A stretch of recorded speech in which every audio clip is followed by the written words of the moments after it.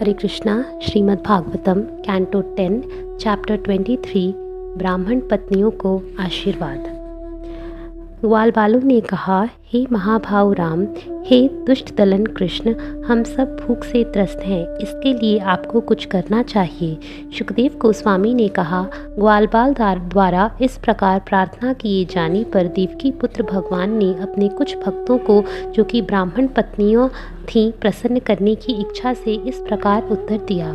भगवान कृष्ण ने कहा, तुम लोग यज्ञशाला में जाओ, वहाँ वैदिक आदेशों में निपुण ब्राह्मणों का एक समूह स्वर्ग जाने की इच्छा से इस समय अंगिरस यज्ञ कर रहा है। हे ग्वाल बालो, तुम वहाँ जाकर कुछ भोजन मांग लाओ। उनसे मेरे बड़े भाई भगवान बलराम का तथा मेरा भी नाम बतलाना और बताना कि उन्होंने ही हम लोगों को भेजा है। भगवान से यह आदेश पाकर ग्वालबालों ने वहां जाकर निवेदन किया। वे ब्राह्मणों के समक्ष विनय पूर्वक हाथ जोड़कर खड़े रहे और फिर भूमि पर लेटकर उन्हें नमस्कार किया। ग्वालबालों ने कहा, हे पृथ्वी के देवताओं, कृपया हमारी बात सुने। हम ग्वालबाल कृष्ण का आदेश लेकर आए हैं और हमें बलराम ने यहाँ भेजा है। हम आपका कल्याण चाहते हैं, आप हमारा आगमन स्वीकार करें। भगवान राम तथा भगवान अच्युत यहाँ से निकट ही अपनी गवें चरा रहे हैं। वे भूखे हैं और चाहते हैं कि आप उन्हें अपने पास से कुछ भोजन दें। अतः हे ब्राह्मणों, हे धर्म के ज्ञाताओं में श्रेष्ठ, यदि आपकी श्रद्धा है तो उनके लिए कुछ भोजन दे दें। हे शुद्धतम ब्राह्मणों, यज्ञकर्ता की दीक्षा तथा वास्तविक पशु यज्ञ के मध्य की अवधि को छोड़कर तथा सौत्रामणि के अतिरिक्त अन्य यज्ञों में दीक्षित व्यक्ति के लिए भी भोजन करना दूषित नहीं है। ब्राह्मणों ने पूर्ण पुरुषोत्तम भगवान की ओर से किए गए इस निवेदन को सुना, फिर भी उन्होंने इसको अनसुना कर दिया। दरअसल वे शूद्र भावनाओं से पूरित थे और विस्मृत कर्म कांड में लगे थे। यद्यपि वे वैदिक ज्ञान में अपने को बढ़ा चढ़ा मान रहे थे, किंतु वास्तव में वे अनुभव विहीन मूर्ख थे।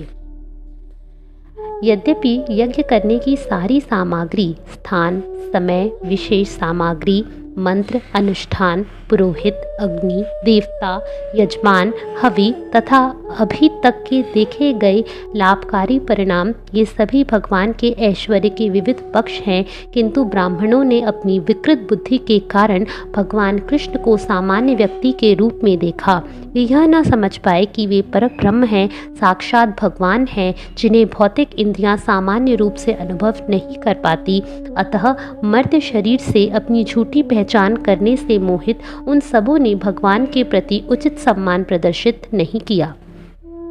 जब वे ब्राह्मण हाँ या ना में भी उत्तर नहीं दे पाए तो वे परंतप परीक्षित सारे ग्वालबाल निराश होकर कृष्ण तथा राम के पास लौट आए और उनको यह बात बतलाई। जो कुछ हुआ था उसे सुनकर ब्रह्मांड के स्वामी भगवान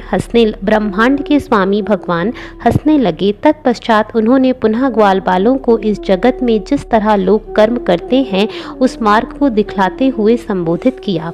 भगवान कृष्ण ने कहा, ब्राह्मण पत्नियों से कहो कि मैं संकर्षण समेत यहाँ आया हूँ। वे अवश्य ही तुम्हें जितना भोजन चाहोगे उतना देंगे, क्योंकि वे मेरे प्रति अत्यंत स्नेहमयी हैं और वे अपनी बुद्धि से मुझ में ही निवास करती हैं। तब ग्वालबाल उस घर में गए जहाँ ब्राह्मण पत्नियां ठहरी हुई थीं। वहाँ उन बालकों ने उन सती स्त्रियों को सुंदर आभूषणों से अलंकृत होकर बैठे देखा। बालकों ने ब्राह्मण पत्नियों को नमस्कार करते हुए विनीत भाव से उन्हें संबोधित किया। ग्वालबालों ने कहा, हे विद्वान ब्राह्मणों की पत्नियों, आपको हमारा नमस्कार। कृपया हमारी बात सुने। हमें भगवान कृष्ण ने यहाँ भेजा है, जो यहाँ से कुछ ही दूर से होकर जा रहे हैं। वे ग्वालबालों तथा बलराम के साथ गवें चराते हुए बहुत दूर निकल आए हैं। अब वे भूखे हैं, अतएव आप उन्हें तथा उनके साथियों के लिए कुछ भोजन दे दें। ब्राह्मण पत्नियां कृष्ण का दर्शन करने के लिए सदैव उत्सुक रहती थीं, क्योंकि उनके मन भगवान की कथाओं से मुग्ध ही चले थे। अतः ज्यों ही उन्होंने सुना कि कृष्ण आए हैं, वे अत्यंत उतावली हो उठीं। बड़े बड़े पात्रों में उत्तम स्वाद तथा सुगंध से पूर्ण चारों प्रकार का भोजन लेकर सारी स्त्रियां अपने प्रियतम से मिलने उसी तरह आगे बढ़ चलीं जिस तरह नदियां समुद्र की ओर बहती हैं। यद्यपि उनके पतियों, भाइयों, पुत्रों तथा अन्य संबंधियों ने उन्हें जाने से रोका, किंतु कृष्ण के दिव्य गुणों का दीर्घकाल से श्रवण करते रहने से कृष्ण को देखने की उनकी आशा विजयी हुई। उन्होंने यमुना नदी के किनारे अशोक वृक्षों की कोपलों से सुशोभित एक बगीचे में ग्वाल बालों तथा अपने बड़े भाई बलराम के साथ विचरण करते हुए कृष्ण को देख लिया। उनका रंग श्यामल था और वस्त्र सुनहले थे। वे मोरपंख, रंगीन खनिज, फूल की कलियों का गुच्छा तथा जंगल के फूलों और पत्तियों की वनमाला धारण किए हुए नाटक के नर्तक की भांति वेश बनाए थे। वे अपना एक हाथ अपने मित्र के कंधे पर रखे थे और दूसरे से कमल का फूल घुमा रहे थे। उनके कानों में कुमुदनियां सुशोभित थीं। उनके बाल गालों पर लटक रहे थे और उनका कमल सदृश मुख हंसी से युक्त था। हे नरेंद्र, उन ब्राह्मण पत्नियों ने दीर्घकाल से अपने प्रिय कृष्ण के विषय में सुन रखा था और उनका यश उनके कानों का स्थायी आभूषण बन चुका था। उनके मन सदैव उन्हीं में लीन रहते थे। अब उन्होंने अपने नेत्रों के छिद्रों से होकर उन्हें अपने हृदय में प्रविष्ट कर लिया और फिर दीर्घकाल तक अपने हृदय के भीतर उनका आलिंगन करती रहीं। इस तरह अंततः उनकी वियोग पीड़ा उसी प्रकार जाती रही जिस प्रकार की मुनिगण अपने अंतःकरण का आलिंगन करने से मिथ्या अहंकार की चिंता त्याग देते हैं।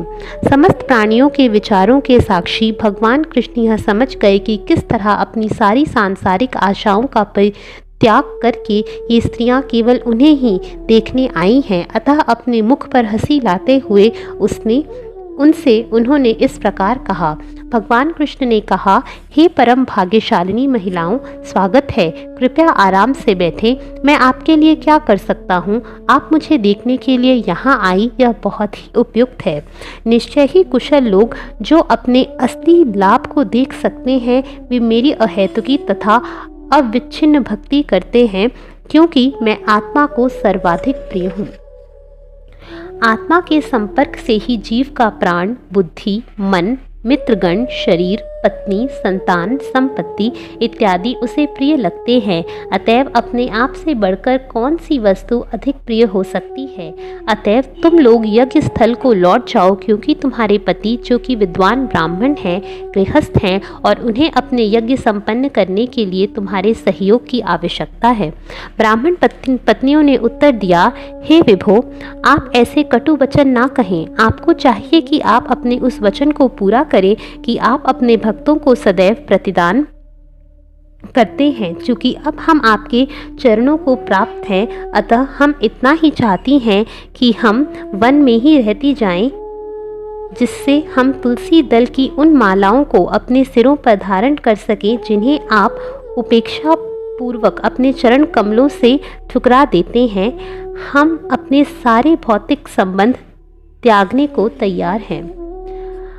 अब हमारे पति, माता पिता, पुत्र, भाई, अन्य संबंधी तथा मित्र हमें वापस नहीं लेंगे और अन्य कोई हमें किस तरह शरण देने को तैयार हो सकेगा, क्योंकि अब हमने अपने आप को आपके चरण कमलों पर पटक दिया है और हमारे कोई अन्य गंतव्य नहीं है। अतएव हे अरिंदम, हमारी इच्छा पूरी कीजिए। पूर्ण पुरुषोत्तम भगवान ने उत्तर दिया, तुम यह विश्वास करो कि ना तो तुम्हारे पतिगण तुम लोगों के प्रति शत्रुभाव रखेंगे, ना ही तुम्हारे पिता, भाई, पुत्र, अन्य संबंधी जन या आम जनता। मैं स्वयं उन्हें सारी स्थिति समझा दूंगा, यहाँ तक कि देवतागण भी अपना अनुमोदन व्यक्त करेंगे।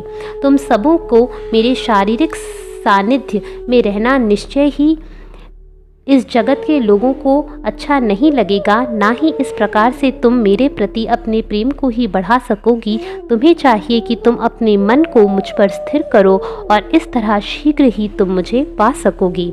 मेरे विषय में सुनने, मेरे अर्चा विग्रह स्वरूप का दर्शन करने, मेरा ध्यान धरने तथा मेरे नामों एवं महिमाओं का कीर्तन करने से ही मेरे प्रति प्रेम बढ़ता है, भौतिक सानिध्य से नहीं। अतएव तुम लोग अपने घरों को लौट जाओ।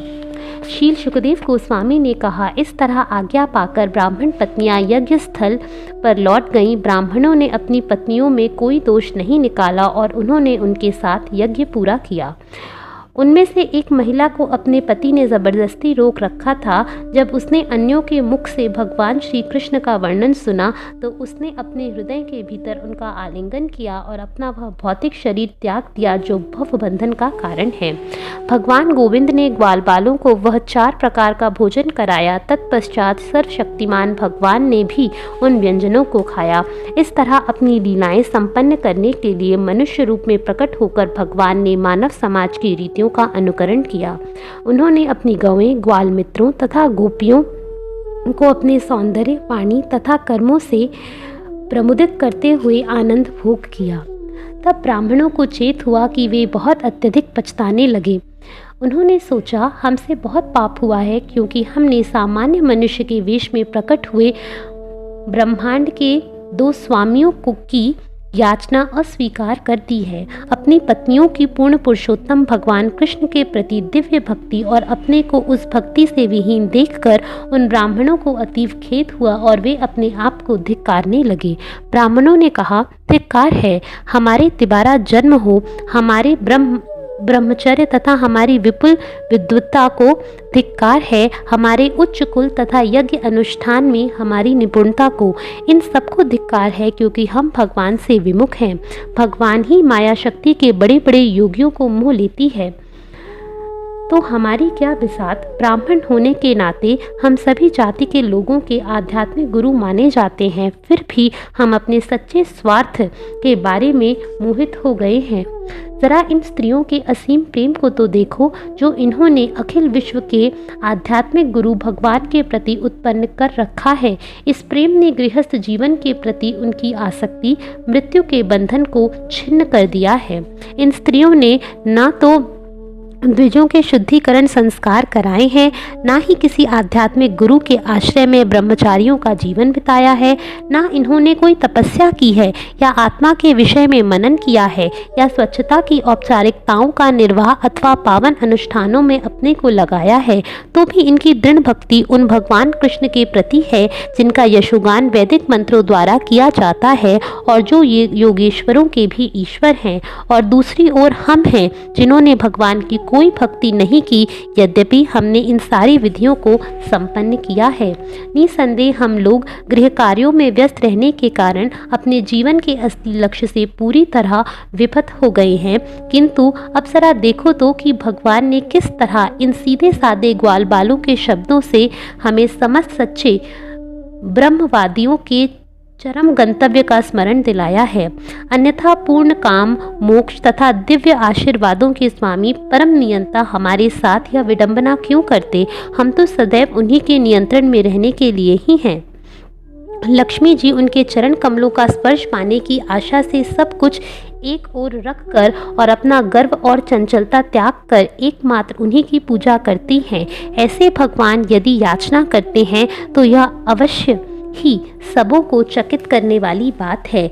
यज्ञ के सारे पक्ष, शुभ स्थान तथा समय, साथ सामग्री की विविध वस्तुएं, वैदिक मंत्र, अनुष्ठान, पुरोहित तथा यज्ञ की अग्नियां, देवता, यज्ञ अधिष्ठता, यज्ञ हवि तथा प्राप्त होने वाले शुभ फल, ये सभी उन्हीं के ऐश्वर्य की अभिव्यक्तियां हैं। यद्यपि हमने योगेश्वरों के ईश्वर पूर्ण पुरुषोत्तम भगवान विष्णु के विषय में यह सुन रखा था कि उन्होंने यदुवंश में जन्म लिया है, किंतु हम इतने मूर्ख थे कि श्री कृष्ण को साक्षात भगवान नहीं समझ पाए। हम उन भगवान श्री कृष्ण को नमस्कार करते हैं जिनकी बुद्धि कभी भी मोहग्रस्त नहीं होती, और हम हैं कि माया शक्ति द्वारा मोहित होकर सकाम कर्मों के मार्गों पर भटके रहते हैं। हम भगवान कृष्ण की माया शक्ति से मोहग्रस्त थे, अतएव हम आदि भगवान के रूप में उनके प्रभाव को नहीं समझ सके। अब हमें आशा है कि वे कृपा पूर्वक हमारे अपराध को क्षमा कर देंगे। इस प्रकार कृष्ण की उपेक्षा करने से उनके द्वारा जो अपराध हुआ था उसका स्मरण करते हुए उनका दर्शन करने के लिए वे अति उत्सुक हो उठे, किंतु कंस से भयभीत होने के कारण उन्हें व्रज जाने का साहस नहीं हुआ। हरे कृष्णा।